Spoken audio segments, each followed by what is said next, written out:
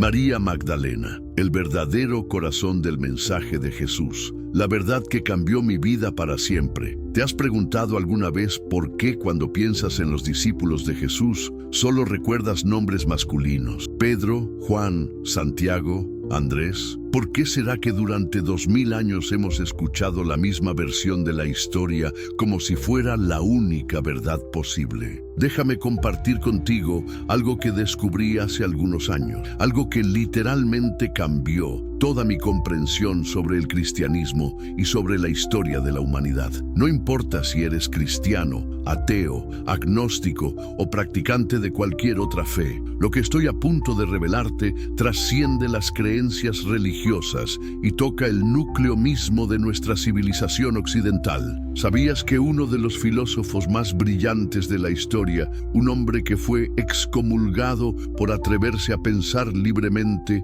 ya había descubierto esta verdad hace más de 350 años? Baruch Spinoza, el genio holandés que revolucionó la filosofía moderna, escribió algo que la Iglesia nunca quiso que supieras. María Magdalena no era una prostituta arrepentida siguiendo a Jesús desde la distancia. Era su discípula más cercana, la guardiana de su mensaje más profundo y posiblemente la única que verdaderamente comprendió la esencia revolucionaria de sus enseñanzas. Antes de continuar, quiero pedirte algo importante. Escribe en los comentarios de qué país nos estás viendo y a qué hora decidiste presionar play en este video. Me fascina saber cómo la verdad encuentra su camino hasta nosotros, sin importar las fronteras o los usos horarios. Y si lo que estás a punto de escuchar resuena contigo, compártelo con al menos una persona que conozcas, porque hay verdades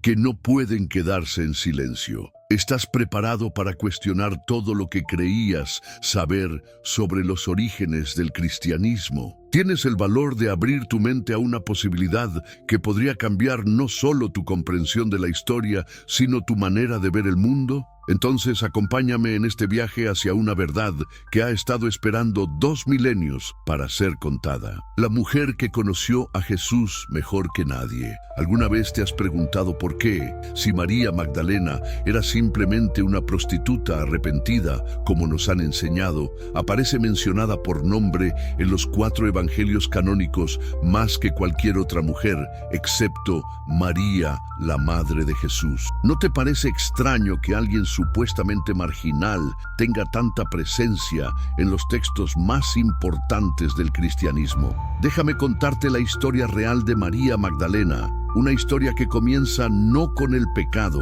sino con una mentira deliberada que se construyó 600 años después de la muerte de Cristo. Imagínate por un momento el año 591 después de Cristo. El Papa Gregorio I, conocido como Gregorio Magno, está predicando en Roma. En su sermón hace algo que cambiaría la historia para siempre. Declara que María Magdalena, María de Betania y la mujer pecadora anónima del Evangelio de Lucas son la misma persona. ¿Por qué haría esto un hombre tan poderoso e influyente? ¿Qué ganaba la Iglesia con esta fusión artificial de 3 mujeres diferentes? La respuesta es tan simple como perturbadora: poder. En el siglo VI, la Iglesia ya había establecido una estructura completamente patriarcal. Las mujeres no podían ser sacerdotes, no podían predicar, no podían liderar comunidades. Pero había un problema enorme con esta narrativa. Los propios evangelios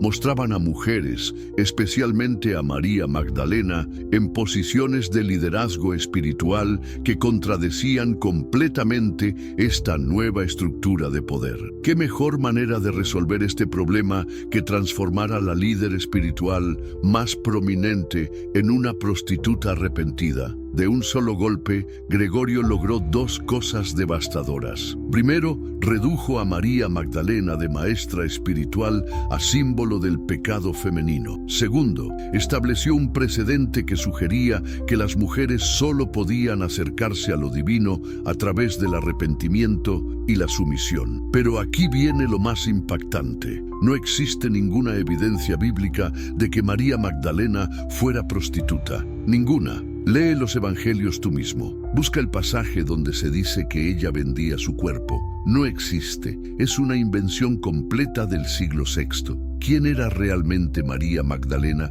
según los textos originales? Era una mujer de medios económicos considerables. El nombre Magdalena no era un apellido, sino una referencia geográfica. Ella provenía de Magdala, una próspera ciudad pesquera en el mar de Galilea. Las excavaciones arqueológicas han revelado que Magdala era un centro comercial importante, famoso por sus industrias de pesca y conservación de alimentos. Una mujer de Magdala no era una marginada social, sino alguien con recursos y posición. Los evangelios nos dicen que María Magdalena era una de las mujeres que servían a Jesús con sus propios bienes. La palabra griega usada aquí, diakonein, no significa servir como una sirvienta, sino ministrar, servir en un rol de liderazgo espiritual. Es la misma palabra que se usa para describir el ministerio de los diáconos en la iglesia primitiva. ¿Te das cuenta de lo que esto significa? María Magdalena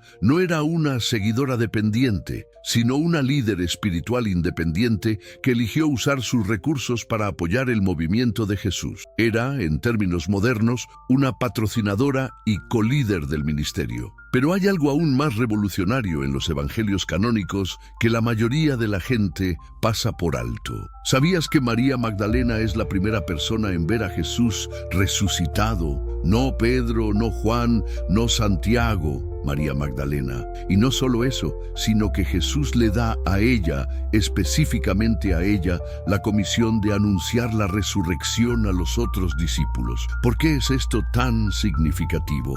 En el judaísmo del primer siglo, el testimonio de una mujer no tenía validez legal. Una mujer no podía ser testigo en un tribunal. Sin embargo, Jesús elige deliberadamente a una mujer como la primera testigo del evento más importante de la fe cristiana. ¿No te parece que esto dice algo profundo sobre cómo Jesús veía a las mujeres y su capacidad espiritual? Piénsalo. Si los evangelios hubieran sido escritos simplemente para convencer a la sociedad patriarcal del primer siglo, ¿no habría sido más estratégico hacer que Pedro o Juan fueran los primeros testigos? El hecho de que los evangelistas mantuvieran a María Magdalena en este rol central, a pesar de las desventajas sociales que esto conllevaba, sugiere que estaban comprometidos con reportar lo que realmente había sucedido, no lo que sería más conveniente para su audiencia. En el Evangelio de Juan, cuando María Magdalena encuentra a Jesús resucitado, él le dice algo extraordinario. Ve a mis hermanos y diles, subo a mi Padre y a vuestro Padre, a mi Dios y a vuestro Dios. ¿Notas algo especial en estas palabras? Jesús no dice, ve a mis discípulos o ve a mis seguidores. Dice, ve a mis hermanos. Está estableciendo una igualdad fundamental entre él y sus seguidores y está confiando este mensaje de igualdad a una mujer. Esto era completamente revolucionario. En una sociedad donde las mujeres eran consideradas propiedad de sus padres o esposos, donde no podían enseñar en las sinagogas o ser testigos legales, Jesús está elevando a una mujer al rol de apóstol de apóstoles, como la llamaron algunos de los padres de la iglesia primitiva. Pero ¿por qué María Magdalena específicamente? ¿Qué tenía ella que los otros discípulos no tenían? Los evangelios nos dan pistas fascinantes. En Lucas 8:2 se nos dice que María Magdalena era una mujer de la que habían salido 7 demonios. Ahora, antes de que pienses en exorcismos hollywoodenses, déjame explicarte lo que esto realmente significaba en el contexto del primer siglo. El número 7 en la cultura hebrea representaba totalidad, completitud. 7 demonios no se refería necesariamente a posesión demoníaca literal, sino a una transformación espiritual completa. María Magdalena había experimentado una sanación total, una liberación completa de todo lo que la separaba de lo divino. Había alcanzado un estado de pureza espiritual y conexión que la preparaba para recibir las enseñanzas más profundas. ¿No es interesante que la persona que había experimentado la transformación espiritual más completa fuera elegida para ser la primera testigo de la transformación más grande de todas, la resurrección? Pero aquí viene lo que realmente cambia todo. ¿Sabías que existen evangelios enteros escritos sobre María Magdalena que la Iglesia decidió no incluir en el canon bíblico? Textos que la presentan no como una seguidora, sino como una maestra espiritual por derecho propio, alguien que recibía revelaciones directas y que tenía conflictos doctrinales con Pedro, precisamente porque su comprensión del mensaje de Jesús era más profunda y completa. Estos no son textos escritos por novelistas modernos o teóricos de conspiración. Son documentos del siglo II y III, escritos por comunidades cristianas primitivas que tenían una comprensión muy diferente del rol de María Magdalena en el movimiento de Jesús. Textos que fueron deliberadamente suprimidos porque contradecían la estructura de poder que la Iglesia institucional estaba construyendo. ¿Por qué crees que estos textos fueron escondidos? ¿Qué revelan sobre María Magdalena que era tan peligroso para la autoridad eclesiástica? La respuesta a esta pregunta nos lleva a uno de los filósofos más brillantes y controvertidos de la historia, un hombre que fue excomulgado por su propia comunidad judía y cuyas obras fueron prohibidas por la Iglesia Católica durante siglos. Un hombre que, aplicando la razón pura al análisis de los textos sagrados, llegó a conclusiones que anticiparon por 3 siglos lo que los descubrimientos arqueológicos modernos confirmarían. El filósofo que desafió a Dios y encontró la verdad. ¿Has escuchado alguna vez de un hombre tan peligroso para las autoridades religiosas que fue excomulgado no solo de su sinagoga, sino que su propio padre intentó asesinarlo? Un pensador tan revolucionario que sus ideas fueron prohibidas durante siglos, pero que terminaron siendo la base de todo el pensamiento occidental moderno. Permíteme presentarte a Baruch Spinoza, nacido en Ámsterdam en 1632, en una familia de judíos sefardíes que había huido de la Inquisición española. Spinoza creció en una comunidad que había experimentado de primera mano lo que sucede cuando el poder religioso se vuelve totalitario. Había visto cómo las autoridades religiosas podían distorsionar la verdad para mantener el control, cómo podían silenciar voces disidentes y reescribir la historia para servir a sus intereses. Pero ¿qué hizo Spinoza que fue tan amenazante para las autoridades de su tiempo? Hizo algo aparentemente simple, pero profundamente revolucionario. Aplicó la razón al estudio de los textos sagrados. Decidió leer la Biblia no como un creyente sumiso, sino como un investigador crítico, y lo que descubrió cambió todo. En 1665, Spinoza publicó el Tratado Teológico Político, una obra que escandalizó a Europa. En este libro, Spinoza argumentaba que la Biblia debía ser estudiada históricamente, como cualquier otro texto antiguo. Propuso que muchas de las historias bíblicas eran alegorías, no relatos históricos literales, y que los textos habían sido editados y modificados a lo largo de los siglos para servir a intereses políticos y religiosos específicos. ¿Te imaginas el impacto de estas ideas en el siglo XVII? Spinoza estaba sugiriendo que los textos que las iglesias presentaban como la palabra directa e inalterada de Dios eran, en realidad, documentos humanos sujetos a interpretación, edición y manipulación. Estaba desafiando la autoridad fundamental sobre la cual se basaba todo el poder religioso de su época. Pero las ideas más revolucionarias de Spinoza sobre el cristianismo primitivo aparecen en sus cartas y en sus obras menos conocidas. Spinoza había estudiado no solo los evangelios canónicos, sino también textos apócrifos y escritos de los padres de la Iglesia primitiva. Y lo que encontró lo llevó a una conclusión asombrosa. El cristianismo que conocemos hoy es fundamentalmente diferente del movimiento que Jesús realmente inició. ¿Cómo llegó Spinoza a esta conclusión? A través de un análisis meticuloso de las contradicciones e inconsistencias en los textos del Nuevo Testamento. Notó, por ejemplo, que los evangelios presentan a Jesús como alguien que desafía constantemente las estructuras de poder establecidas, que incluye a los marginados, que eleva a las mujeres a posiciones de igualdad espiritual. Sin embargo, las cartas de Pablo y el desarrollo posterior de la Iglesia muestran un movimiento que gradualmente se vuelve más jerárquico, más exclusivo, más alineado con las estructuras de poder existentes.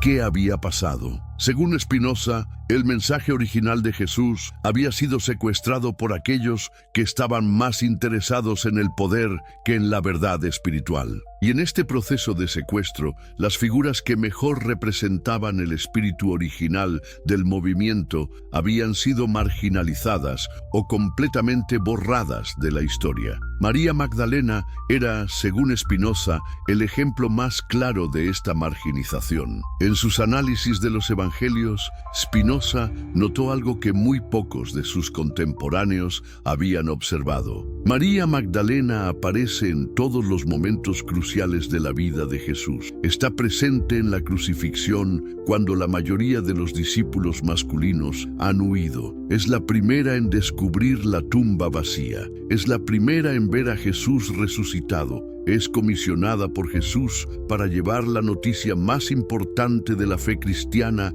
a los otros discípulos. ¿Por qué, entonces, preguntaba Spinoza, la tradición cristiana ha reducido a esta figura central a una nota al pie de la historia? ¿Por qué una mujer que claramente tenía un rol de liderazgo en el movimiento original ha sido transformada en un símbolo de pecado y arrepentimiento? La respuesta de Spinoza era tan simple como devastadora, porque reconocer el verdadero rol de María Magdalena habría hecho imposible la construcción de una iglesia exclusivamente patriarcal. Habría legitimado el liderazgo espiritual femenino de una manera que las autoridades eclesiásticas no podían permitir. Spinoza fue aún más lejos en su análisis. Sugirió que María Magdalena no era simplemente una discípula destacada, sino que representaba una comprensión del mensaje de Jesús que era fundamentalmente diferente de la que eventualmente se volvió ortodoxa. Mientras que Pedro y los otros discípulos masculinos tendían a interpretar las enseñanzas de Jesús en términos de autoridad, jerarquía y estructura institucional, María Magdalena había comprendido algo más profundo, que el verdadero mensaje era sobre la transformación interior, sobre el acceso directo a lo divino, sobre la igualdad fundamental de todos los seres humanos ante Dios. Esta comprensión, argumentaba Spinoza, era demasiado radical para ser tolerada por una institución que estaba tratando de establecerse como intermediaria necesaria entre Dios y la humanidad. Una comprensión que enfatizaba la experiencia directa de lo divino amenazaba la autoridad de los sacerdotes. Una comprensión que enfatizaba la igualdad espiritual amenazaba las jerarquías eclesiásticas. Una comprensión que reconocía el liderazgo espiritual femenino amenazaba el monopolio masculino del poder religioso. Pero ¿cómo sabía Spinoza todo esto? ¿De dónde venía su información sobre María Magdalena y su rol en el cristianismo primitivo? Aquí es donde la historia se vuelve aún más fascinante. Spinoza tenía acceso a textos y tradiciones que habían sido suprimidos por la Iglesia oficial, pero que habían sobrevivido en comunidades marginales y en bibliotecas privadas. Como judío educado, había estudiado textos rabínicos que contenían perspectivas sobre Jesús y sus seguidores que diferían radicalmente de las narrativas cristianas oficiales. Como filósofo con conexiones en toda Europa, había tenido acceso a manuscritos raros y tradiciones orales que preservaban memorias de un cristianismo muy diferente al que había triunfado políticamente. En particular, Spinoza había estudiado textos que hoy conocemos como literatura gnóstica, aunque en su época estos textos eran conocidos solo por eruditos especializados. Estos textos presentaban a María Magdalena no como una prostituta arrepentida, sino como una visionaria espiritual, una maestra por derecho propio, alguien que había recibido revelaciones especiales de Jesús que no habían sido compartidas con los otros discípulos. ¿Te das cuenta de lo que esto significa? Spinoza, aplicando solo la razón y el análisis histórico crítico, había llegado a conclusiones sobre María Magdalena que no serían confirmadas por la arqueología hasta 1945, cuando se descubrieron los manuscritos de Nag Hammadi en Egipto. Había anticipado por casi 300 años lo que los eruditos modernos confirmarían: que existía una tradición cristiana primitiva que veía a María Magdalena como una figura central, no marginal, en el movimiento de Jesús. Pero las ideas de Spinoza fueron demasiado peligrosas para su época. Su tratado teológico-político fue prohibido inmediatamente por las autoridades católicas y protestantes. Fue incluido en el índice de libros prohibidos de la Iglesia Católica, donde permaneció hasta el siglo XX. Los judíos ortodoxos lo excomulgaron de la sinagoga. Su propia familia lo repudió. ¿Por qué tanto miedo a las ideas de un filósofo? Porque Spinoza no estaba simplemente proponiendo una interpretación diferente de los textos sagrados. Estaba desafiando la autoridad fundamental de las instituciones religiosas para controlar el acceso a la verdad espiritual. Estaba sugiriendo que los individuos podían y debían buscar la verdad por sí mismos sin depender de intermediarios eclesiásticos. Y en el centro de esta búsqueda de la verdad estaba María Magdalena, no como un símbolo de pecado, sino como un ejemplo de lo que era posible cuando alguien se conectaba directamente con lo divino, cuando trascendía las limitaciones que la sociedad y las instituciones religiosas ponían sobre la experiencia espiritual.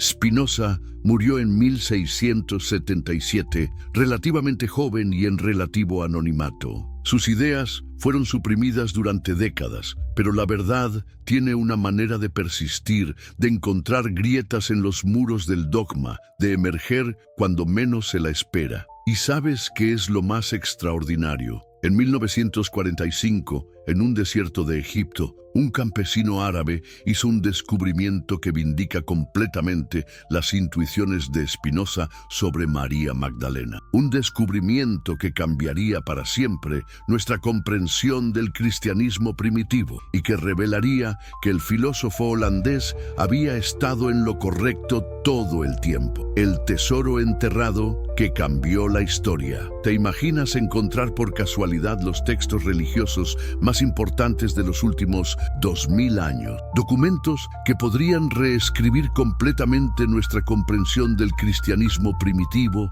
enterrados en el desierto egipcio durante más de 1500 años. Esta no es ciencia ficción. Es exactamente lo que pasó en diciembre de 1945, cerca del pueblo de Nag Hammadi, en la ribera oriental del río Nilo en Egipto. Muhammad Ali al-Samman, un campesino local, estaba buscando fertilizante natural para sus campos. Había escuchado que cerca del acantilado de Jabal al-Tarif había depósitos de nitrato que podía usar para mejorar sus cultivos. Mientras cavaba al pie del acantilado, su pala golpeó algo duro. Era una gran vasija de cerámica roja, sellada con betún y enterrada deliberadamente. ¿Puedes imaginar su dilema? Parte de él esperaba encontrar oro o tesoros, pero también había escuchado historias locales sobre jinns, espíritus malignos que habitaban en vasijas antiguas. ¿Sería riqueza o maldición lo que esperaba dentro? Finalmente, la curiosidad venció al miedo. Muhammad Ali rompió la vasija con su azada, pero en lugar de oro o espíritus malignos, encontró algo que no podía comprender: 13 libros de papiro encuadernados en cuero, escritos en copto, el último estadio de la antigua lengua egipcia. Lo que Muhammad Ali había encontrado sin saberlo era la biblioteca gnóstica más importante jamás descubierta. 52 textos que habían sido cuidadosamente copiados, encuadernados y enterrados por monjes cristianos primitivos que sabían que estas obras estaban a punto de ser destruidas por las autoridades eclesiásticas ortodoxas. ¿Por qué estos textos habían sido enterrados? Porque contenían una visión del cristianismo tan diferente diferente de la que eventualmente se volvió oficial, que su sola existencia era considerada herética. Y en el centro de muchos de estos textos estaba una figura que las autoridades de la Iglesia habían trabajado duro para marginalizar: María Magdalena. Inicialmente, Muhammad Ali no tenía idea de lo que había encontrado. Llevó algunos de los libros a su casa, donde su madre los usó para encender el fuego de la cocina. Sí, textos que los eruditos modernos consideran invaluables fueron literalmente convertidos en combustible, porque nadie reconoció su importancia. Pero algunos de los textos sobrevivieron y eventualmente llegaron a manos de anticuarios en el Cairo. De ahí comenzaron un viaje que los llevaría a universidades en Europa y América, donde eruditos especializados comenzarían la laboriosa tarea de traducir y comprender lo que habían sido preservado. Lo que encontraron los dejó asombrados. Estos no eran textos marginales escritos por sectarios oscuros. Eran evangelios, cartas, tratados filosóficos y textos litúrgicos producidos por comunidades cristianas sofisticadas del siglo II al IV, comunidades que tenían acceso a tradiciones sobre Jesús y sus discípulos que diferían radicalmente de lo que había sido preservado en el Nuevo Testamento canónico. Y María Magdalena aparecía en estos textos no como una prostituta arrepentida, sino como una visionaria espiritual, una maestra autorizada, una recipiente de revelaciones especiales de Jesús que no habían sido compartidas con los otros discípulos. El texto más revolucionario era el que llevaba su nombre, el Evangelio de María. ¿Sabías que existe un evangelio completo atribuido a María Magdalena? Un texto que la presenta como alguien que había recibido enseñanzas privadas de Jesús, enseñanzas que iban más allá de lo que había compartido públicamente con sus otros seguidores. En el Evangelio de María, después de la ascensión de Jesús, los discípulos están confundidos y temerosos. No saben qué hacer o cómo continuar el movimiento. Es María Magdalena quien los consuela y les revela las enseñanzas secretas que había recibido de Jesús en visiones privadas. Pero ¿cuál es la reacción de los otros discípulos? Pedro, que la tradición cristiana ha establecido como el líder de los apóstoles, se opone violentamente a María. ¿Acaso habló en secreto con una mujer y no abiertamente con nosotros?, pregunta con desprecio. ¿Vamos a cambiar nuestras costumbres y escuchar todos a esta mujer?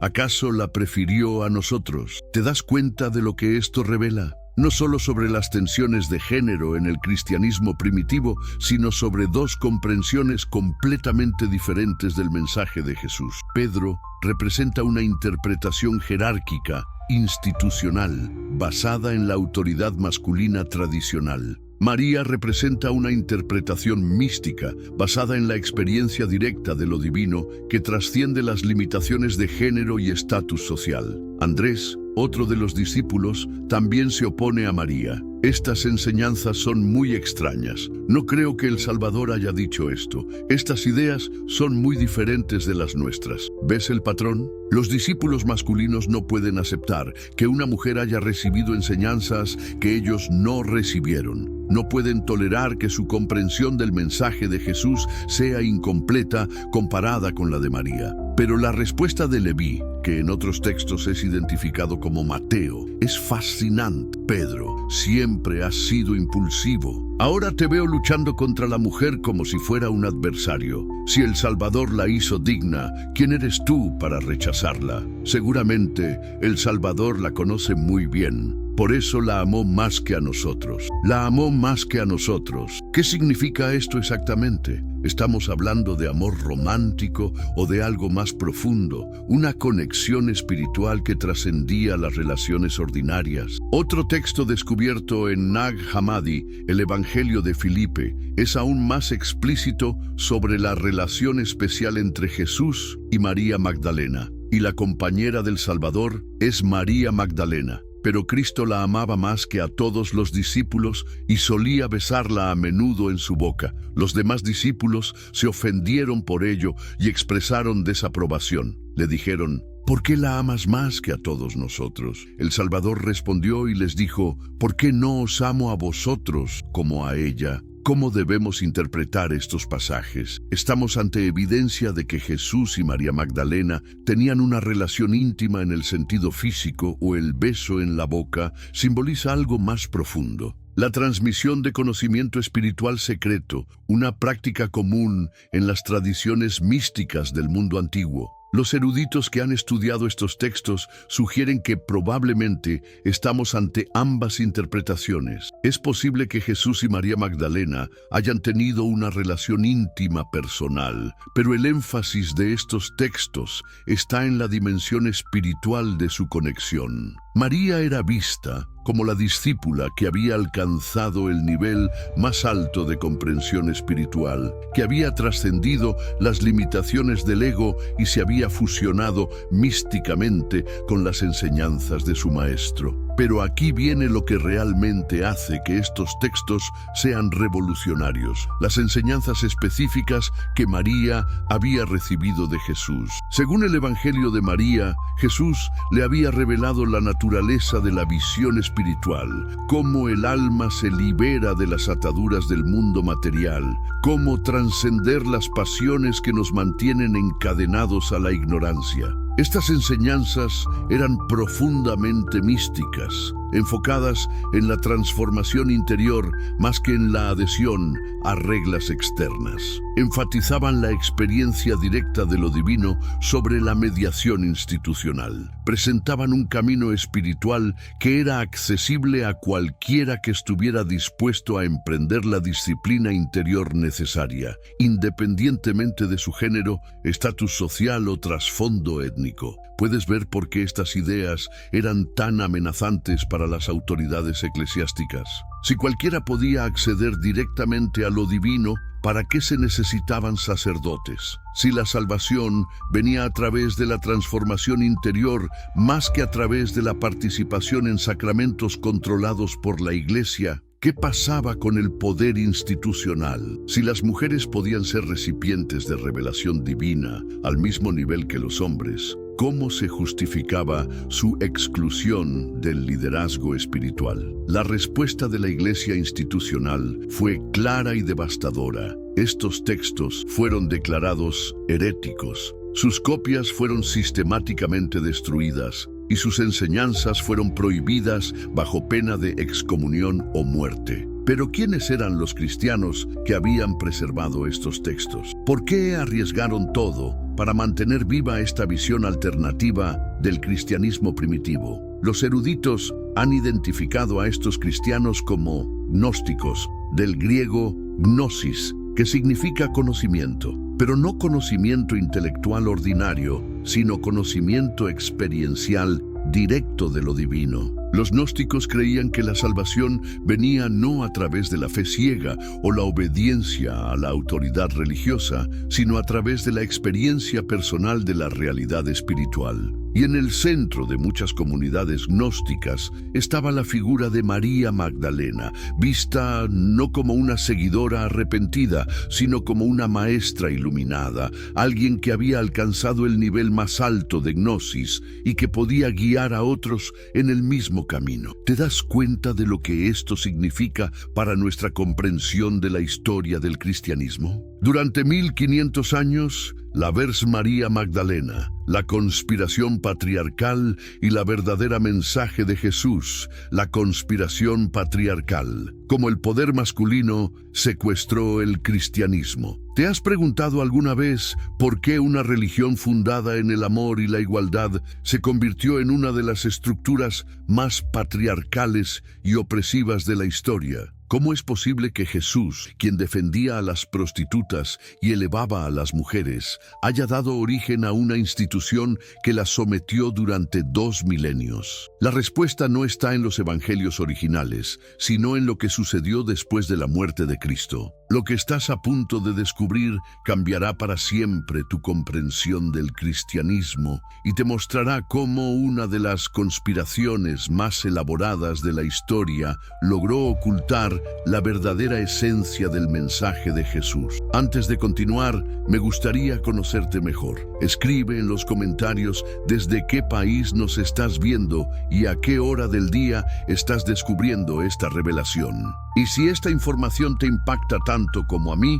no dudes en compartir este video con ese amigo o familiar que también busca la verdad más allá de los dogmas establecidos. El golpe de estado espiritual más grande de la historia. Imagina por un momento que estás en los primeros años después de la crucifixión. Las comunidades cristianas florecen por todo el Mediterráneo y algo extraordinario está sucediendo. Las mujeres ocupan posiciones de liderazgo igual que los hombres. Presiden las Eucaristías, bautizan, enseñan, profetizan y fundan iglesias. María Magdalena es venerada como la apóstola de los apóstoles y su autoridad espiritual es incuestionable. Pero ¿qué ocurrió para que esta realidad se transformara completamente? ¿Cómo llegamos de una comunidad igualitaria a una institución donde las mujeres no pueden ni siquiera acercarse al altar? La respuesta tiene nombres y apellidos. Pedro, el impulsivo pescador que negó a Jesús 3 veces,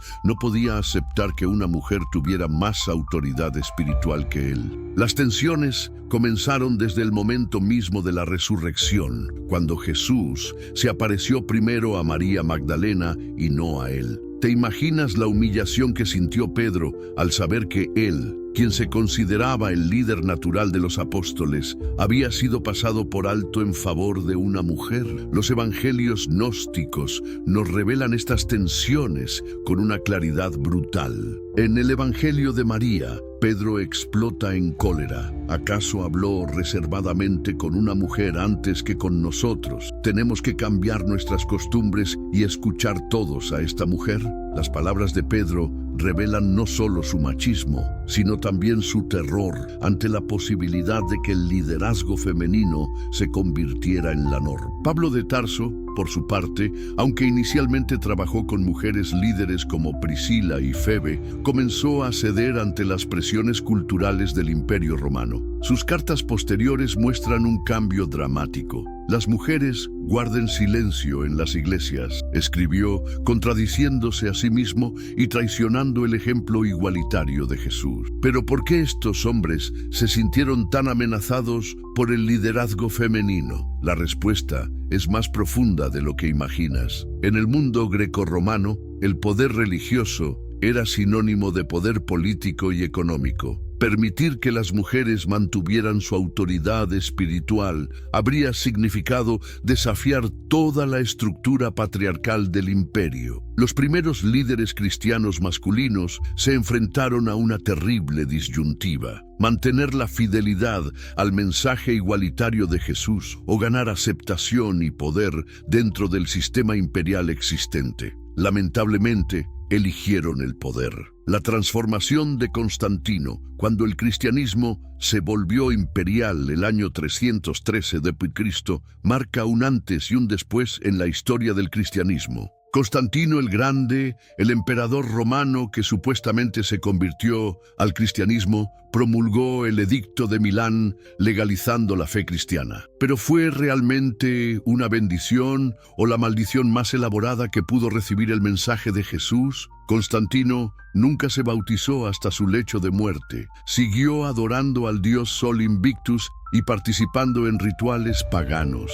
Su conversión fue más política que espiritual. Había visto en el cristianismo una herramienta perfecta para unificar su imperio fragmentado. Pero para que esto funcionara, necesitaba un cristianismo controlable, jerarquizado y compatible con las estructuras imperiales. ¿Y qué mejor manera de lograr esto que eliminando por completo la influencia femenina? El Concilio de Nicea en 325 d.C.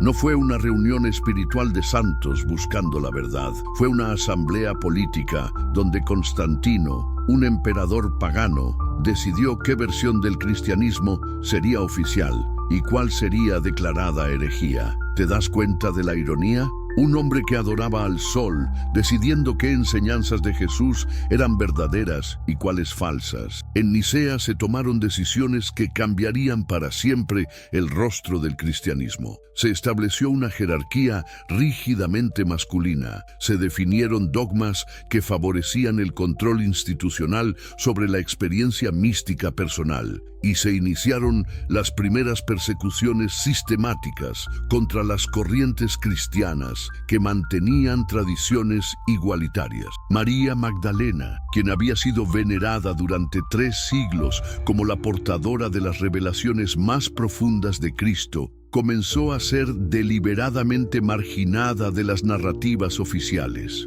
Los evangelios que contenían sus enseñanzas fueron declarados heréticos y condenados a la destrucción. Pero ¿por qué María Magdalena representaba una amenaza tan grande para esta nueva versión imperial del cristianismo? Porque ella encarnaba todo lo que el poder patriarcal temía: la autoridad femenina, la experiencia mística directa, el conocimiento interior que no necesita mediación institucional y la igualdad espiritual entre hombres y mujeres, la fabricación de la prostituta sagrada. La mentira más exitosa de la historia. Llegamos ahora al momento más siniestro de esta conspiración: la transformación deliberada de María Magdalena de apóstola a prostituta. Y el arquitecto de esta mentira tiene nombre y apellido: el Papa Gregorio I, conocido como Gregorio Magno. En el año 591 d.C., en una homilía que cambiaría la historia,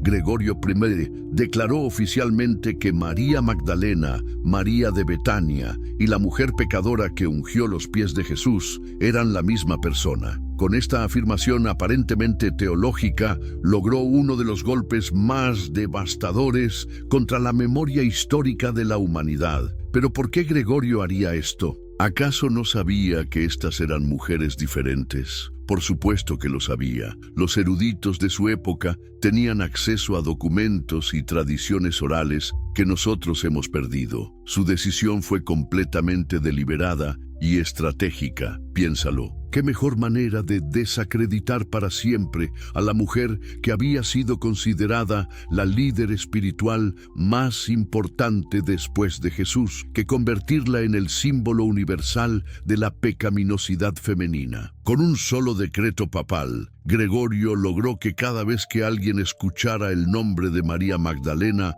no pensara en sabiduría, liderazgo o revelación divina, sino en prostitución, pecado y redención a través del arrepentimiento. La genialidad diabólica de esta estrategia radica en su sofisticación psicológica. Gregorio no negó la importancia de María Magdalena en la historia de Jesús. Eso habría sido demasiado obvio y habría generado resistencia. En cambio, mantuvo su presencia prominente en las Escrituras, pero transformó completamente su significado. La convirtió en un ejemplo de cómo las mujeres pecadoras pueden encontrar salvación a través de la sumisión y el arrepentimiento. ¿Te das cuenta de cómo funciona esta manipulación? María Magdalena se convierte en el modelo perfecto de lo que la Iglesia esperaba de todas las mujeres, pecadoras por naturaleza, que necesitan de la mediación masculina eclesiástica para acceder a la salvación. Su historia se convierte en una advertencia. Miren lo que les pasa a las mujeres que se alejan del camino correcto, pero también miren cómo pueden redimirse si se someten a la autoridad de la Iglesia. Durante más de 1400 años, esta narrativa se reprodujo en sermones, pinturas, esculturas, obras de teatro y literatura. Generaciones enteras de cristianos crecieron creyendo que la mujer más importante en la vida de Jesús había sido una prostituta redimida. La imagen se volvió tan poderosa y persistente que incluso cuando comenzaron a surgir evidencias históricas que la contradecían, la mayoría de la gente prefirió mantener la versión familiar antes que enfrentar la verdad incómoda. Las mujeres borradas de la historia. Un genocidio de memoria. María Magdalena no fue la única víctima de esta conspiración sistemática contra el liderazgo femenino en el cristianismo primitivo. A su lado trabajaron decenas de mujeres extraordinarias, cuyas historias fueron deliberadamente suprimidas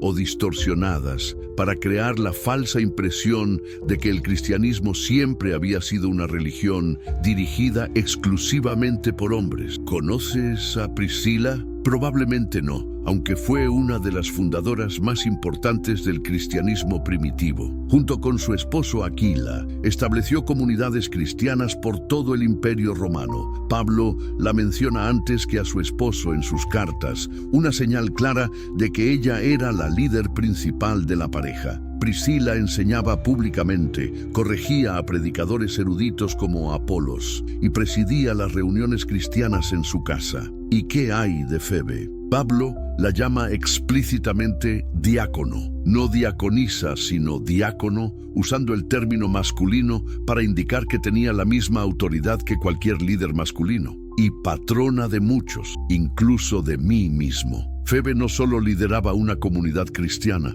sino que financiaba las misiones de Pablo y tenía autoridad sobre él. Junia es otro caso fascinante. Pablo la llama destacada entre los apóstoles, reconociendo explícitamente su rango apostólico. Durante los primeros siglos, nadie cuestionó que Junia fuera una mujer apóstol. Pero cuando la iglesia se volvió más patriarcal, los escribas comenzaron a cambiar su nombre a Junias, masculino, para evitar la incomodidad de reconocer que había mujeres apóstoles. Estas transformaciones no fueron accidentales ni producto de errores de traducción. Fueron parte de una campaña sistemática para reescribir la historia del cristianismo primitivo y crear la falsa impresión de que Dios había establecido desde el principio una jerarquía exclusivamente masculina. Pero ¿cómo lograron borrar tan completamente estas historias? El proceso fue gradual pero implacable. Primero, dejaron de copiar los textos que mencionaban prominentemente a estas mujeres. En una época donde la supervivencia de los documentos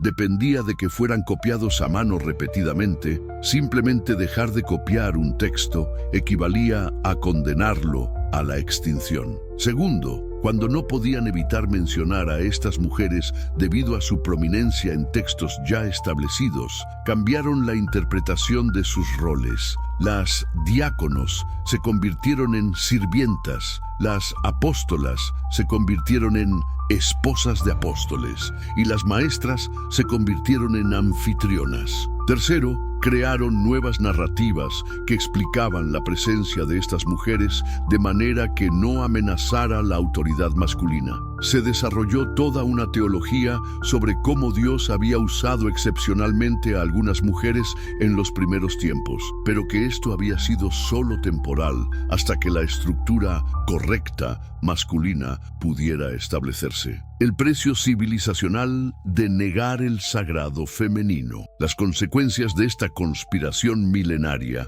van mucho más allá de la injusticia hacia las mujeres. Al suprimir sistemáticamente la dimensión femenina de la espiritualidad cristiana, la civilización occidental perdió elementos esenciales para su desarrollo armonioso. ¿Qué habría pasado si María Magdalena hubiera sido reconocida como cofundadora del cristianismo junto con Pedro? ¿Cómo habría evolucionado nuestra comprensión de la espiritualidad si hubiéramos mantenido el equilibrio entre las perspectivas masculina y femenina desde el principio? La tradición mística femenina aportaba elementos que el enfoque masculino por sí solo no podía proporcionar, mientras que la perspectiva masculina tendía hacia la sistematización, la jerarquización y la racionalización de la fe. La perspectiva femenina preservaba la dimensión intuitiva, experiencial y relacional de la espiritualidad. María Magdalena y las otras líderes femeninas del cristianismo primitivo representaban una forma de autoridad espiritual basada en la experiencia directa de lo divino, no en la posición institucional. Su liderazgo se fundamentaba en la sabiduría interior, la capacidad de compasión y la habilidad para facilitar la transformación espiritual en otros. Al eliminar esta dimensión, el cristianismo occidental se volvió progresivamente más rígido, más legalista y más alejado de la experiencia mística directa que había caracterizado a las primeras comunidades cristianas. La religión se convirtió en algo que se tenía que creer y obedecer, no algo que se vivía y experimentaba. ¿Te has preguntado por qué el cristianismo oriental, que mantuvo más tradiciones místicas y una mayor veneración por figuras femeninas como la Virgen María, desarrolló una espiritualidad más contemplativa y menos institucionalizada que el cristianismo occidental? La respuesta está en que Oriente logró preservar, aunque de forma limitada, algunos elementos de la tradición espiritual femenina que Occidente eliminó casi por completo. La supresión del liderazgo femenino también tuvo consecuencias devastadoras para la comprensión cristiana de la sexualidad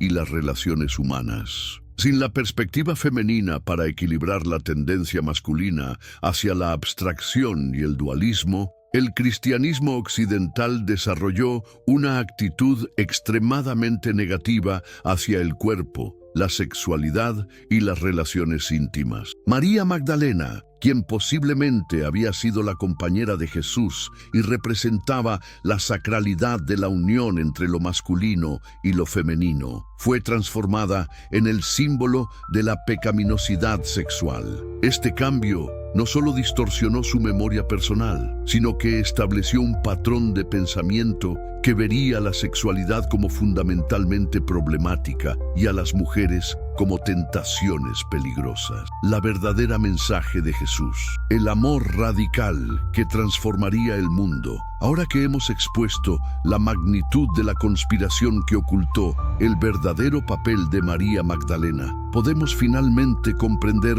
cuál era realmente la mensaje revolucionaria que Jesús vino a entregar al mundo. Y te adelanto algo que puede sorprenderte. Esta mensaje era infinitamente más radical, más transformadora y más peligrosa para el status quo de lo que la versión domesticada del cristianismo institucional nos ha hecho creer. ¿Alguna vez te has preguntado por qué Jesús fue crucificado? No fue por predicar sobre el amor de Dios en términos generales. Eso cualquier rabino de su época podía hacerlo sin meterse en problemas. Fue crucificado porque su mensaje representaba una amenaza directa y fundamental a todas las estructuras de poder de su tiempo, religiosas, políticas, sociales y económicas. Y en el centro de esta revolución estaba su actitud completamente revolucionaria hacia las mujeres, con María Magdalena como la expresión más clara de esta nueva forma de entender las relaciones humanas y la espiritualidad. Jesús, el revolucionario del amor. Para entender la radicalidad de Jesús, necesitamos situarnos en el contexto de su época. El siglo I en Palestina era un mundo profundamente patriarcal, donde las mujeres tenían menos derechos que los esclavos. Una mujer no podía testificar en un tribunal, no podía iniciar un divorcio, no podía estudiar la Torá y estaba completamente sometida primero a su padre y luego a su esposo. En el ámbito religioso, las restricciones eran aún más severas. Las mujeres no podían acercarse a ciertas áreas del templo, no podían participar en muchos rituales, y se consideraba que su simple presencia podía contaminar los espacios sagrados durante ciertos periodos de su ciclo menstrual. ¿Y qué hizo Jesús en este contexto? Exactamente lo contrario de lo que esperaban de un líder religioso respetable. Jesús no solo incluyó mujeres en su círculo íntimo de seguidores, sino que les dio roles de liderazgo y autoridad. Permitió que María de Betania se sentara a sus pies como un discípulo varón, defendiéndola cuando su hermana Marta se quejó de que no estaba cumpliendo con sus roles femeninos tradicionales. María ha elegido la mejor parte, le dijo Jesús, estableciendo que el estudio y la contemplación espiritual no eran privilegios exclusivamente masculinos. Conversó públicamente con la mujer samaritana junto al pozo, rompiendo simultáneamente las barreras de género, etnia y pureza ritual. No solo habló con ella, sino que la convirtió en la primera evangelizadora, enviándola a predicar a su pueblo sobre su identidad mesiánica. Defendió a la mujer adúltera cuando iba a ser apedreada, desafiando tanto la ley mosaica como la hipocresía masculina. El que esté libre de pecado, que arroje la primera piedra. Con esta frase, no solo salvó la vida de una mujer, sino que expuso la doble moral que condenaba a las mujeres por pecados sexuales, mientras excusaba a los hombres que participaban en los mismos actos. Permitió que una mujer considerada impura tocara su cuerpo para ungir sus pies, y cuando los discípulos se escandalizaron por el desperdicio del perfume caro, Jesús la defendió diciendo que su acción sería recordada donde quiera que se predicara el Evangelio. Pero el acto más revolucionario de todos, Jesús eligió a mujeres, especialmente a María Magdalena, como las primeras testigos de su resurrección. En una cultura donde el testimonio femenino no tenía valor legal, Jesús deliberadamente confió el anuncio más importante de la historia humana a aquellas que la sociedad consideraba menos confiables: el matrimonio sagrado, la unión de los opuestos divinos. Aquí llegamos a uno de los aspectos más controvertidos, pero también más profundos de la relación entre Jesús y María Magdalena. Las evidencias históricas y textuales sugieren fuertemente que su conexión iba más allá de la simple relación maestro-discípula. Hablamos de una unión que representaba, tanto en el plano humano como en el simbólico, la integración de los principios masculino y femenino divinos. El Evangelio de Felipe, uno de los textos gnósticos encontrados en Nag Hammadi, contiene pasajes que han hecho temblar los cimientos de la teología oficial. La compañera del Salvador es María Magdalena. Cristo la amaba más que a todos los discípulos y solía besarla a menudo en la boca. Los demás discípulos se ofendían por ello y expresaban desaprobación. Le decían: ¿por qué la amas más que a todos nosotros? Pero ¿qué significa realmente este pasaje? ¿Estamos hablando simplemente de una relación romántica entre Jesús y María Magdalena?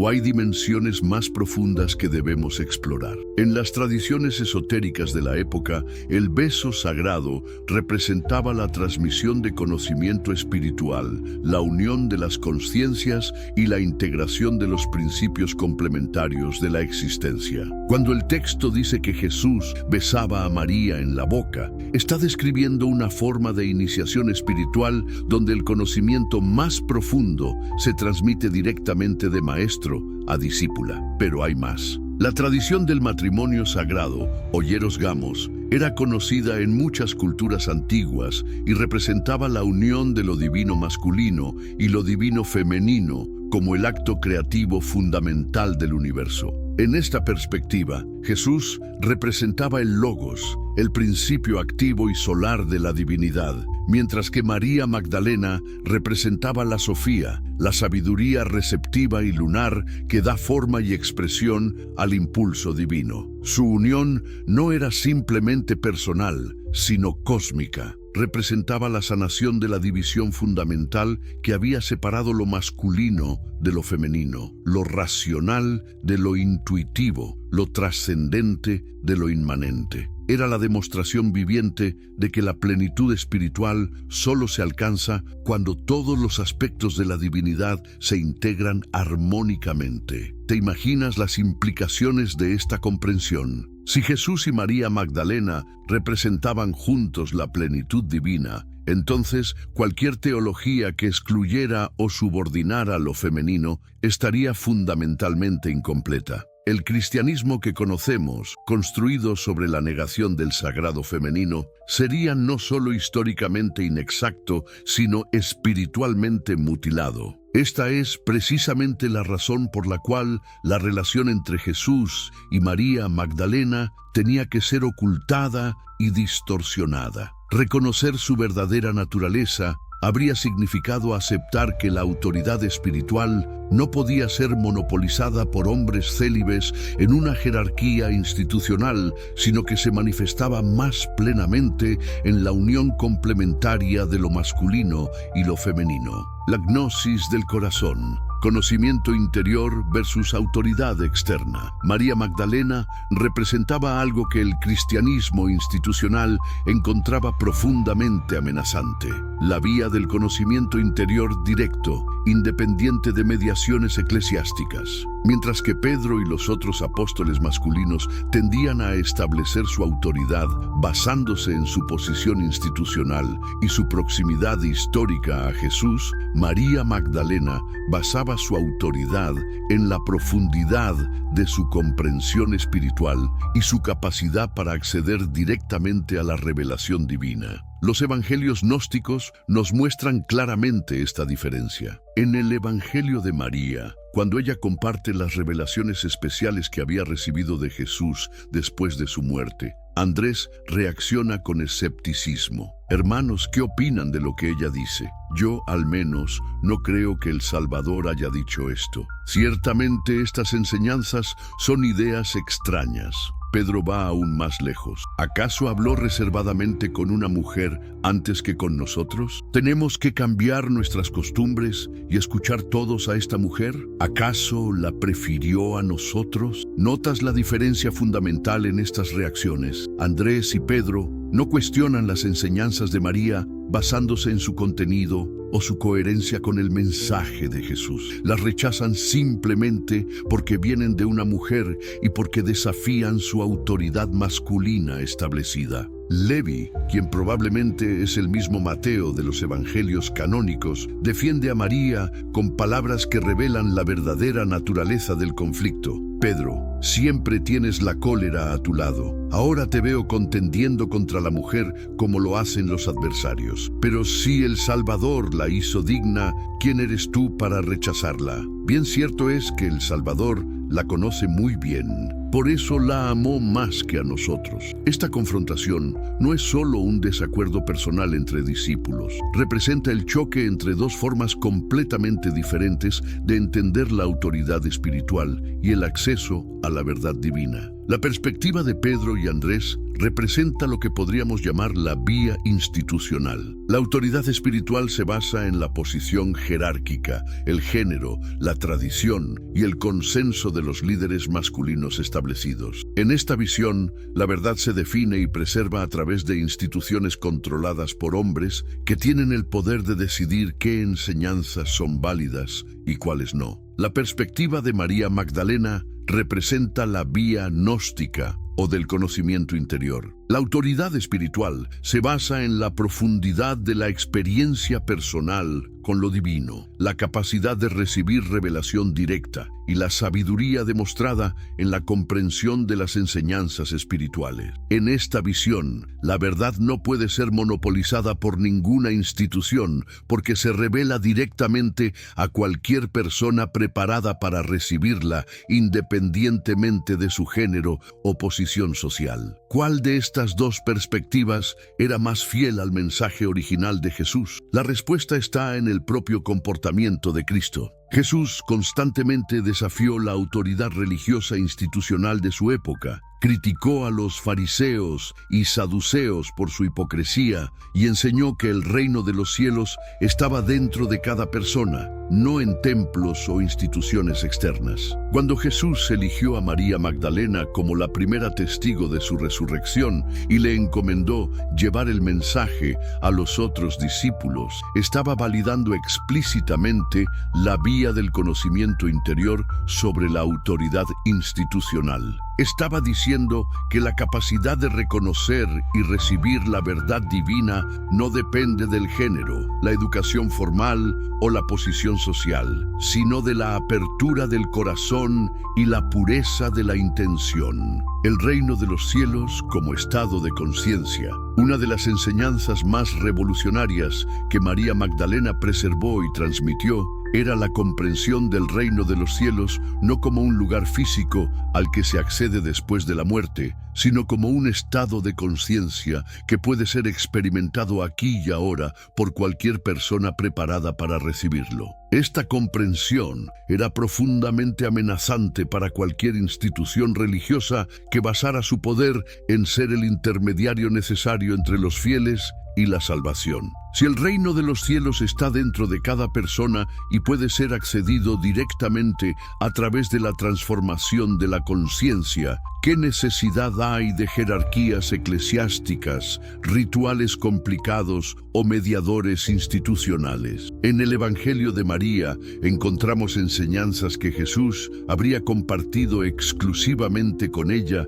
sobre la naturaleza de la realidad espiritual y el proceso de liberación del alma. Estas enseñanzas hablan de un camino de transformación interior donde el alma aprende a trascender las ilusiones del mundo material y a reconocer su verdadera naturaleza divina. El Hijo del Hombre está dentro de ustedes, enseñaba María, transmitiendo las palabras de Jesús. Síganlo. Los que me buscan, me encontrarán. Esta no es la imagen de un Salvador externo que rescata pasivamente a la humanidad pecadora, sino la revelación de la divinidad interior que cada persona debe despertar y desarrollar activamente.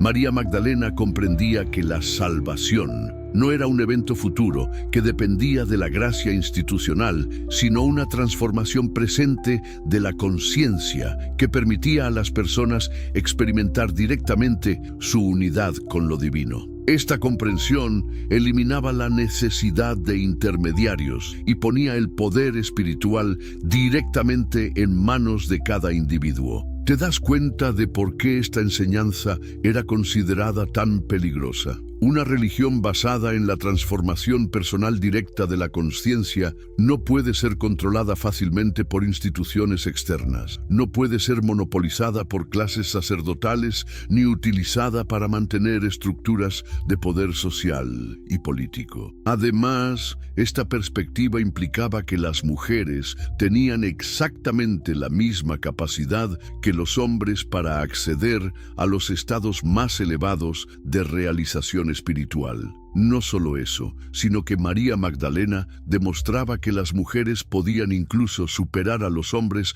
en profundidad de comprensión y capacidad de transmisión espiritual. Evidencias arqueológicas e históricas. Las pruebas que la Iglesia no quiere que veas. Durante casi 2000 años, la versión oficial de la historia cristiana se mantuvo prácticamente incuestionada. La Iglesia controlaba no solo la interpretación de los textos sagrados, sino también el acceso a los documentos históricos y arqueológicos que podrían contradecir sus narrativas establecidas. Pero el siglo XX trajo una revolución de descubrimientos que han comenzado a revelar la verdadera historia del cristianismo primitivo, y las implicaciones son absolutamente explosivas. ¿Sabías que existe más evidencia arqueológica y documental sobre el papel protagónico de María Magdalena en el cristianismo primitivo que sobre muchas de las doctrinas que la Iglesia considera fundamentales? ¿Sabías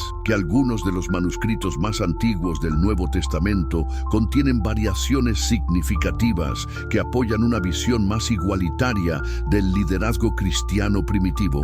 Antes de sumergirnos en estas evidencias, déjame preguntarte, ¿desde qué país estás viendo este video y qué hora es donde te encuentras? Me fascina saber cómo esta información está llegando a personas de diferentes culturas y momentos del día. Y si lo que estás descubriendo te parece tan revolucionario como a mí, te invito a que compartas este video con alguien cercano que también esté buscando María Magdalena. La verdad que cambió el mundo completo para YouTube, español latino, el impacto en la espiritualidad moderna. ¿Te has preguntado alguna vez por qué en pleno siglo XXI, cuando la humanidad ha conquistado el espacio y descifrado el genoma humano, seguimos luchando con los mismos conflictos espirituales que hace 2000 años? La respuesta, amigo mío, está en una verdad que ha sido sistemáticamente ocultada. Hemos vivido con solo la mitad de la sabiduría espiritual que necesitamos. ¿Desde qué país nos estás viendo en este momento? Cuéntanos en los comentarios y también a qué hora del día decidiste buscar esta verdad. Porque no es casualidad que hayas llegado hasta aquí. El universo tiene formas misteriosas de guiarnos hacia lo que necesitamos saber. El redescubrimiento de María Magdalena no es solo un evento histórico, es una revolución espiritual que está transformando la conciencia humana en tiempo real. En los últimos 50 años, desde las primeras traducciones serias de los evangelios gnósticos, hemos sido testigos de algo extraordinario: el retorno del sagrado femenino a la experiencia espiritual occidental. Pero ¿qué significa realmente esto para ti, para mí, para todos nosotros que buscamos algo más profundo que las respuestas superficiales que nos han dado durante siglos? Imagínate por un momento que toda tu vida has estado respirando con un solo pulmón. Funcionas, sobrevives, pero algo fundamental falta. Eso es exactamente lo que le ha pasado a la espiritualidad occidental. Hemos intentado alcanzar lo divino usando únicamente el principio masculino, la razón, la lógica, la autoridad externa, la jerarquía. Pero María Magdalena representa el pulmón que nos faltaba: la intuición, la sabiduría del corazón, la experiencia directa de lo sagrado, la conexión íntima con el misterio. Los movimientos espirituales contemporáneos están redescubriendo lo que los gnósticos sabían hace 2 milenios. Desde las comunidades New Age hasta los círculos de teología progresista más serios, desde los grupos de meditación hasta las iglesias que abrazan la igualdad de género, todos están reconociendo que algo fundamental faltaba en nuestra comprensión del mensaje cristiano original. ¿Has notado cómo cada vez más mujeres están asumiendo roles de liderazgo espiritual? ¿Cómo los enfoques más integrales de la espiritualidad están ganando terreno frente a los dogmas rígidos? No es coincidencia, es el espíritu de Magdalena operando a través de la historia, reclamando su lugar legítimo. Pero no se trata solo de dar oportunidades a las mujeres, se trata de algo mucho más profundo: la integración de los aspectos femenino y masculino de lo divino en cada ser humano. Carl Jung lo llamaba el ánima y animus. Los taoístas lo conocen como yin y yang. Los cabalistas hablan de las sefirot femeninas y masculinas. Todas estas tradiciones reconocen que la plenitud espiritual requiere la armonía de ambos principios. María Magdalena, en los textos gnósticos, no compite con Pedro por el poder. Ella representa una forma completamente diferente de relacionarse con lo sagrado. Mientras Pedro busca autoridad externa y estructuras jerárquicas, Magdalena encarna la autoridad interior que surge de la experiencia directa. Mientras Pedro se enfoca en las reglas y doctrinas, Magdalena se sumerge en el misterio y la transformación personal. Esta diferencia no es solo histórica, es profundamente relevante para nuestro tiempo. Vivimos en una era donde las instituciones religiosas tradicionales están perdiendo credibilidad, donde millones de personas se describen como espirituales, pero no religiosas. ¿Por qué? Porque están buscando exactamente lo que Magdalena ofrece: una espiritualidad auténtica, experiencial, que transforme la vida desde adentro hacia afuera. Los terapeutas modernos han descubierto algo fascinante. Cuando las personas integran tanto su aspecto masculino como femenino interno, experimentan una sanación profunda que va más allá de lo psicológico. Es una sanación espiritual que toca las heridas más profundas del alma humana. Durante 2000 años hemos intentado alcanzar a Dios principalmente a través del intelecto y la voluntad. Pero Magdalena nos enseña que también podemos encontrar lo divino a través del corazón y la intuición. No es que uno sea mejor que el otro, es que ambos son necesarios para la experiencia completa de lo sagrado. ¿Te das cuenta de lo revolucionario que es esto? Significa que cada persona, independientemente de su género, educación o trasfondo cultural, tiene acceso directo a la experiencia de lo divino. No necesitas intermediarios, no necesitas instituciones que te digan qué pensar o cómo orar. Magdalena representa la democratización total de la experiencia espiritual. Pero aquí viene lo realmente interesante. Esta integración del sagrado femenino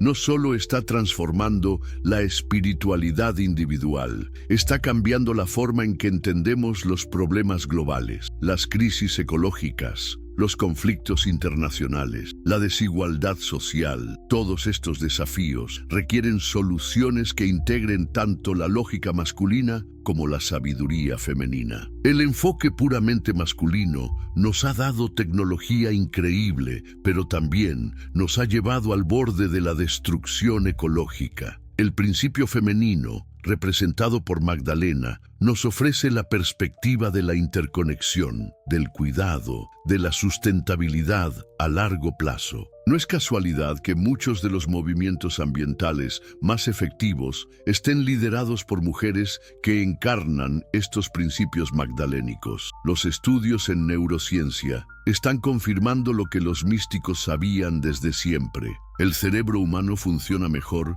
cuando integra tanto las funciones típicamente asociadas con el hemisferio izquierdo como las del derecho. La lógica y la intuición, el análisis y la síntesis, la razón y la emoción, todos estos aspectos necesitan trabajar en armonía para que podamos acceder a nuestro máximo potencial. María Magdalena, desde esta perspectiva, no es solo una figura histórica, es un arquetipo, un patrón de conciencia que está emergiendo en la psique colectiva de la humanidad. Representa la sabiduría que necesitamos para navegar los desafíos del siglo XXI. ¿Has sentido alguna vez esa sensación de que falta algo en tu vida espiritual? Esa intuición de que las respuestas tradicionales no son suficientes para las preguntas profundas que llevas dentro. Eso es exactamente lo que millones de personas están experimentando, y es precisamente lo que el redescubrimiento de Magdalena está viniendo a sanar. Comparte este video con ese amigo o amiga que sabes que también está buscando respuestas más profundas, porque esta no es información que se debe guardar para uno mismo, es un regalo que debe ser compartido. La verdad se multiplica cuando se comparte, no se divide. La nueva teología que está emergiendo en universidades y seminarios progresistas ya no puede ignorar el papel fundamental que las mujeres jugaron en el cristianismo primitivo. Académicos serios están reescribiendo la historia, no para ser políticamente correctos, sino porque las evidencias son abrumadoras. Los manuscritos gnósticos, los papiros recientemente descubiertos, los análisis arqueológicos, todo apunta en la misma dirección. Las mujeres, y especialmente María Magdalena, fueron centrales en el mensaje original de Jesús. Pero esto no es solo una cuestión académica, tiene implicaciones profundas para cómo vivimos nuestra espiritualidad hoy. Significa que cada mujer que ha sentido que no tenía lugar en las estructuras religiosas tradicionales estaba en lo correcto. Significa que cada hombre que ha sentido que algo faltaba en su experiencia espiritual también tenía razón. Faltaba la mitad de la ecuación. Los terapeutas especializados en trauma están descubriendo que muchas de las heridas más profundas que cargan las personas tienen que ver con la desconexión de su aspecto femenino interno. Esto afecta tanto a hombres como a mujeres. Los hombres que han sido condicionados a suprimir su sensibilidad, su intuición, su capacidad de conexión emocional profunda. Las mujeres que han internalizado la idea de que su forma natural de relacionarse con lo sagrado es inferior o sospechosa. La sanación de estas heridas no es solo personal, es colectiva. Cada persona que integra su aspecto magdalénico contribuye a la sanación del trauma histórico que la humanidad ha cargado durante siglos. Es como si cada uno de nosotros fuera una célula en el cuerpo de la humanidad, y cuando sanamos individualmente,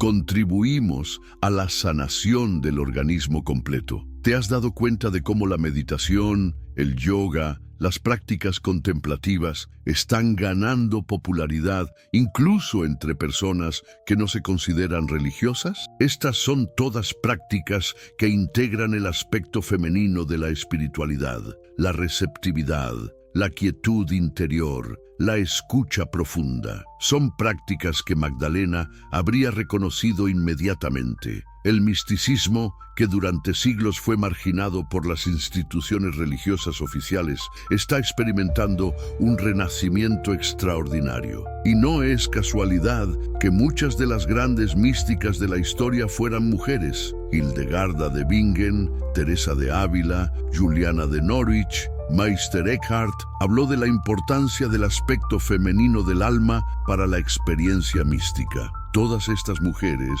de alguna manera, canalizaron el espíritu de Magdalena. Todas experimentaron esa conexión directa e íntima con lo divino que no dependía de autoridades externas, sino de la sabiduría interior. Y todas, de alguna manera, fueron incomprendidas o marginadas por las estructuras oficiales de su tiempo. Hoy, cuando las redes sociales y la tecnología permiten que las voces que antes eran silenciadas puedan ser escuchadas, estamos presenciando un fenómeno extraordinario. Mujeres de todo el mundo están compartiendo sus experiencias espirituales, sus visiones, sus prácticas, sin pedir permiso a ninguna autoridad institucional. Es como si el espíritu de Magdalena estuviera operando a través de la tecnología moderna para completar la revolución que comenzó hace 2000 años. Pero no se trata de reemplazar lo masculino con lo femenino. Se trata de la integración, de la síntesis, de la armonía. Los mejores líderes espirituales de nuestro tiempo, tanto hombres como mujeres, encarnan ambos aspectos. Tienen la claridad y la determinación tradicionalmente masculinas, pero también la compasión y la sabiduría intuitiva tradicionalmente femeninas. ¿Has notado cómo los movimientos de justicia social más efectivos de nuestro tiempo integran tanto la acción directa como la transformación interior? ¿Cómo combinan el análisis intelectual riguroso con la sabiduría del corazón? Esto es exactamente lo que sucede cuando los principios magdalénicos se integran con la conciencia social. Evidencias arqueológicas y históricas. Ahora, hablemos de hechos concretos, porque toda esta revelación sobre María Magdalena no se basa en especulaciones románticas o teorías conspirativas, sino en evidencias sólidas que han ido acumulándose durante décadas de investigación seria. Y estas evidencias son tan abrumadoras que incluso los académicos más conservadores están teniendo que reconsiderar sus posiciones. ¿Sabías que en el año 1945, en un pueblo llamado Nag Hammadi, en Egipto, unos campesinos que buscaban fertilizante natural encontraron una vasija de barro que contenía textos que revolucionarían nuestra comprensión del cristianismo primitivo? Esta no es ficción, es historia documentada. Imagínate la ironía. Mientras los eruditos discutían en universidades sobre la naturaleza del cristianismo original, la verdad estaba literalmente enterrada en el desierto egipcio, esperando ser descubierta por campesinos analfabetos. Estos manuscritos, que ahora conocemos como los códices de Nag Hammadi, incluyen textos que fueron escritos en los primeros siglos del cristianismo, pero que fueron considerados heréticos por la Iglesia,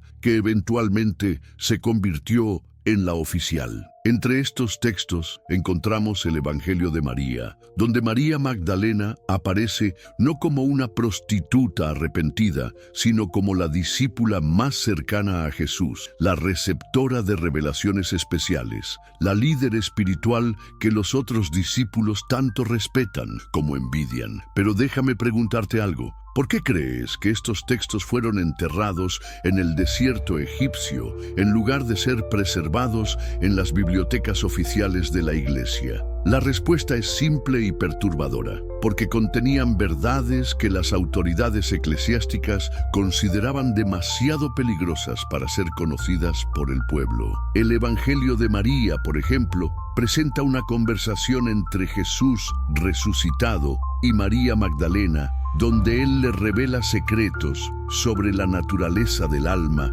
y el camino hacia la salvación. Cuando María comparte estas revelaciones con los otros discípulos, Pedro reacciona con incredulidad y celos, preguntando: ¿acaso el Salvador habló privadamente con una mujer y no abiertamente con nosotros? Debemos cambiar nuestras costumbres y escuchar a esta mujer. ¿Te das cuenta de lo que esto implica? Incluso en los textos más antiguos que tenemos, ya vemos la tensión entre una espiritualidad inclusiva, donde las mujeres tienen acceso directo a la revelación divina, y una mentalidad patriarcal que cuestiona la autoridad espiritual femenina. Pero las evidencias van mucho más allá de los textos gnósticos. En el año 2002, arqueólogos trabajando en Jerusalén descubrieron una tumba del siglo I que contenía osarios con inscripciones en arameo. Uno de estos osarios llevaba la inscripción Mariamne, que los expertos identifican como la forma aramea del nombre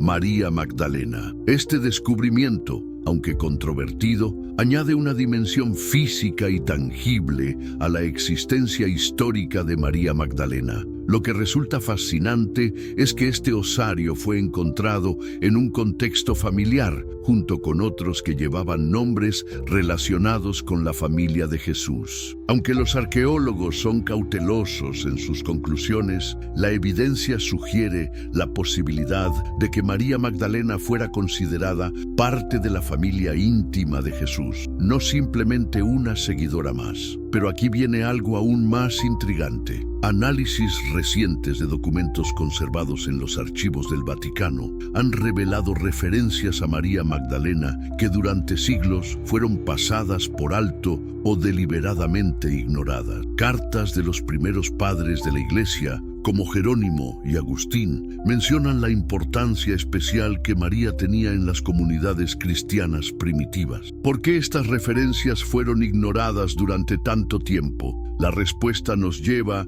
al corazón de cómo se construye la historia oficial. Los historiadores eclesiásticos de siglos posteriores se enfocaron en las fuentes que apoyaban la narrativa que querían promover, mientras que minimizaban o ignoraban las evidencias que contradecían sus conclusiones preestablecidas. Un ejemplo concreto: Hipólito de Roma, uno de los padres de la Iglesia del siglo III, se refería a María Magdalena como la apóstola de los apóstoles. Esta no es una metáfora romántica, es un título oficial que reconoce su papel fundamental en la transmisión del mensaje de la resurrección. Pero este título fue gradualmente olvidado a medida que la estructura patriarcal de la Iglesia se consolidaba. Los estudios papirológicos modernos han revelado otros datos fascinantes. Fragmentos de papiros del siglo II y III, encontrados en diferentes partes del Imperio Romano,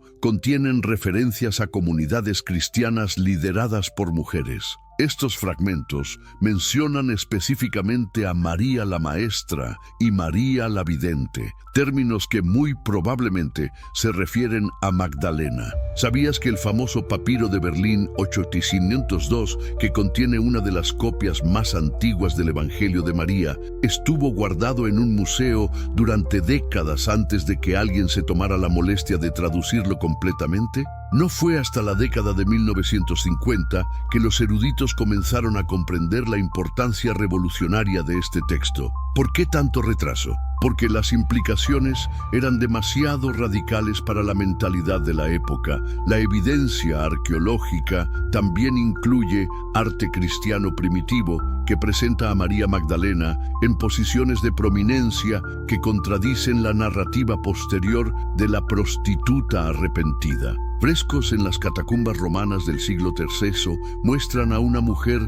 identificada como María participando en rituales sagrados junto a los apóstoles masculinos, sin ninguna indicación de que su estatus fuera inferior. Mosaicos en iglesias bizantinas del siglo IV y V presentan a María Magdalena con un halo, el símbolo reservado para los santos más importantes. Estos mosaicos fueron creados antes de que el Papa Gregorio I fabricara la narrativa de la prostituta. lo que significa que representan una tradición más antigua y probablemente más auténtica sobre su verdadera identidad. Los códices coptos encontrados no solo en Nag Hammadi, sino también en otros sitios de Egipto, revelan una cristiandad primitiva mucho más diversa de lo que la historia oficial nos ha contado. En estos textos encontramos no solo el Evangelio de María, sino también el Evangelio de Felipe, donde se describe la relación especial entre Jesús y María en términos que van más allá de la simple discipulado. El Evangelio de Felipe contiene la famosa línea que ha generado tanto debate. La compañera del Salvador es María Magdalena. Cristo la amaba más que a todos los discípulos y solía besarla frecuentemente en la boca. Aunque algunos eruditos argumentan que esto debe interpretarse de manera espiritual y simbólica, otros sugieren que podría indicar una relación matrimonial. Independientemente de la interpretación específica, lo importante es que estos textos presentan consistentemente a María Magdalena como la discípula más cercana a Jesús, la receptora de enseñanzas especiales y la líder espiritual reconocida por las primeras comunidades cristianas. Los análisis de ADN realizados en reliquias atribuidas a María Magdalena han arrojado resultados intrigantes, aunque no conclusivos. Una reliquia conservada en la Basílica de Saint-Maximin-la-Sainte-Baume,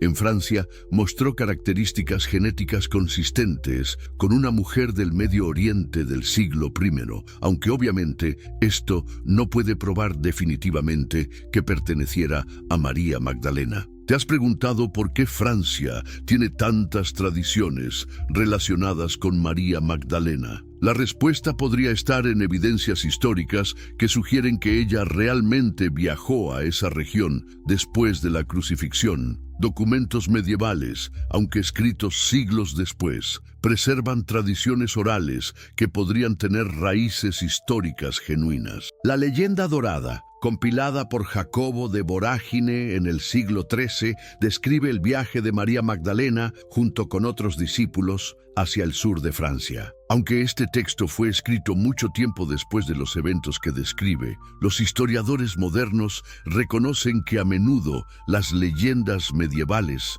preservan memorias históricas auténticas que se transmitieron oralmente durante siglos. Excavaciones arqueológicas en sitios del sur de Francia asociados con las tradiciones magdalénicas han revelado evidencias de actividad cristiana muy temprana, posiblemente del siglo I, lo que al menos hace plausible la posibilidad de que cristianos primitivos, incluyendo posiblemente a María Magdalena, efectivamente llegaran a esa región. Pero tal vez la evidencia más convincente viene de un análisis cuidadoso de los propios evangelios canónicos. Cuando los leemos sin los prejuicios impuestos por siglos de interpretación patriarcal, descubrimos que María Magdalena aparece en momentos absolutamente cruciales de la narrativa de Jesús. Está presente en la crucifixión cuando la mayoría de los discípulos masculinos habían huido. Es la primera en descubrir la tumba vacía. Es la primera en ver a Jesús resucitado. Es la primera en recibir la comisión de anunciar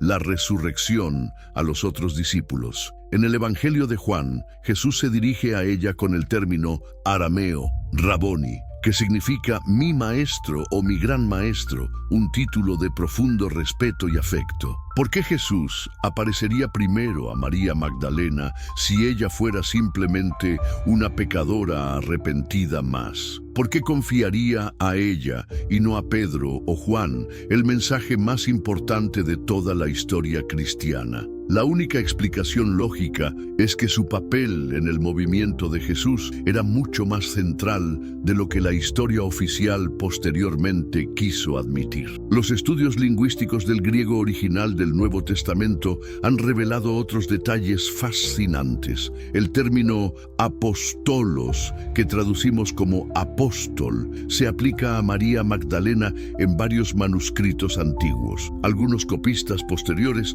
cambiaron estos pasajes, pero los manuscritos más antiguos preservan estas referencias originales. Compartir este conocimiento con tus amigos y familiares no es solo compartir información histórica, es participar en la corrección de una de las distorsiones más grandes de la historia humana. Cada persona que comprende la verdad sobre María Magdalena contribuye a sanar una herida que ha afectado a la humanidad durante 2 milenios. El futuro de la humanidad. Y ahora llegamos al punto más crucial de toda esta revelación. ¿Qué significa todo esto para el futuro de la humanidad? Porque no estamos hablando simplemente de corregir un error histórico o de hacer justicia a una figura del pasado. Estamos hablando de recuperar una parte fundamental de nuestra naturaleza espiritual que podría ser la clave para resolver los desafíos más urgentes que enfrenta nuestro mundo. ¿Te has dado cuenta de que estamos viviendo en un momento de crisis múltiples y simultáneas? Crisis ecológica, crisis social, crisis espiritual, crisis de sentido, y todas estas crisis tienen algo en común. Son el resultado de un desequilibrio fundamental entre los principios masculino y femenino en la conciencia humana colectiva. Durante los últimos 2000 años, la civilización occidental ha operado principalmente desde el principio masculino: conquista, dominación, competencia, explotación, jerarquía, control. Estos no son principios inherentemente negativos, pero cuando operan sin el equilibrio del principio femenino, cooperación, cuidado, sustentabilidad, interconexión, intuición, armonía, eventualmente se vuelven destructivos. María Magdalena, desde esta perspectiva, no es solo una figura histórica que necesita ser reivindicada. Es un arquetipo, un patrón de conciencia que está emergiendo en la psique colectiva de la humanidad en este momento crucial de nuestra evolución. Su retorno a la conciencia mundial no es coincidencia, es una necesidad evolutiva. Mira a tu alrededor. ¿Qué observas en los movimientos sociales más importantes de nuestro tiempo? El movimiento ecológico, liderado en gran parte por mujeres como Greta Thunberg, que encarnan la preocupación magdalénica por las generaciones futuras y la interconexión de toda la vida. Los movimientos de justicia social que enfatizan la inclusión, la compasión, la sanación de heridas históricas. Los movimientos de medicina integrativa que combinan la ciencia rigurosa con la sabiduría ancestral. Todos estos movimientos, consciente o inconscientemente, están canalizando el espíritu de Magdalena. La integración de aparentes opuestos, la sanación de divisiones artificiales, la recuperación de aspectos de la experiencia humana que fueron marginados o suprimidos. Pero tal vez el ejemplo más claro del retorno del principio magdalénico está en el campo de la neurociencia y la psicología. Los descubrimientos más recientes sobre el funcionamiento del cerebro confirman lo que los místicos sabían desde siempre. La conciencia más elevada surge cuando integramos las funciones típicamente asociadas con el hemisferio izquierdo: lógica, análisis, secuencialidad, con las del hemisferio derecho: intuición, síntesis, creatividad. Daniel Goleman, en su trabajo sobre inteligencia emocional, describió capacidades que son esencialmente magdalénicas: la habilidad de leer las emociones propias y ajenas, de crear armonía en las relaciones, de tomar decisiones sabias que integran tanto la lógica como la intuición. Estas capacidades, que durante siglos fueron desvalorizadas como demasiado femeninas, ahora son reconocidas como esenciales para el liderazgo efectivo en el siglo XXI. ¿Has notado cómo las empresas más exitosas de la era moderna son aquellas que integran valores tradicionalmente femeninos en su cultura organizacional? Colaboración en lugar de competencia interna, propósito más allá del beneficio económico, sustentabilidad a largo plazo en lugar de ganancias a corto plazo, cuidado del bienestar de los empleados, responsabilidad social corporativa. Estas no son modas pasajeras, son señales de una transformación profunda en la conciencia humana. Las organizaciones que no evolucionen en esta dirección simplemente no sobrevivirán en el nuevo paradigma que está emergiendo. En el campo de la medicina, estamos presenciando una revolución silenciosa que es profundamente magdalénica en su esencia. La medicina integrativa combina los avances más sofisticados de la ciencia moderna con prácticas ancestrales de sanación que honran la conexión entre mente, cuerpo y espíritu. Médicos formados en las mejores universidades están incorporando meditación, medicina energética, medicina herbaria y otras modalidades que durante siglos fueron descartadas como poco científicas. ¿Por qué está sucediendo esto? Porque estamos redescubriendo lo que María Magdalena representaba, que la sanación verdadera no es solo la eliminación de síntomas, sino la restauración de la armonía integral del ser humano, que el conocimiento intelectual, por más sofisticado que sea, necesita complementarse con la sabiduría intuitiva para ser verdaderamente efectivo. Los físicos cuánticos están haciendo descubrimientos que los místicos como Magdalena habrían reconocido inmediatamente. La idea de que todo en el universo está interconectado, que la conciencia del observador afecta la realidad observada, que existe una inteligencia subyacente que conecta todas las formas de vida. Estos no son conceptos New Age vagos, son conclusiones rigurosas de la ciencia más avanzada. ¿Te das cuenta de que estamos viviendo en un momento único en la historia humana donde la ciencia más sofisticada está convergiendo con la sabiduría espiritual más antigua? Esta convergencia es exactamente lo que María Magdalena representaba: la integración de diferentes formas de conocimiento en una comprensión más completa de la realidad. En el campo de la educación, estamos viendo el surgimiento de pedagogías que honran tanto el desarrollo intelectual como el emocional y espiritual de los estudiantes. Escuelas que incorporan meditación, arte, música, conexión con la naturaleza, desarrollo de la inteligencia emocional, aprendizaje colaborativo